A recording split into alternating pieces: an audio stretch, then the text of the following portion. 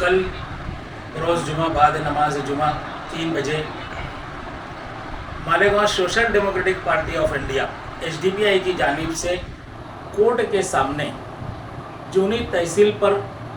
एक एहतजाजी धरना रखा गया है। धरने का मकसद ये है कि महाराष्ट्र में जो मौलाना अबू कलाम आज़ाद मालियाती फंड में जो बदनवानी हुई है, जो करप्शन हुआ है, उस करप्शन का पर्दाफाश करने के लिए SDPI ने पूरे महाराष्ट्र में एक वक्त में एहतजाज रखा है। हमारा मकसद ये है कि जिन लोगों ने इस अदारे के अंदर ख़ास तौर से मुसलमानों के पैसों की जो खुर्द-बुर्द किया है,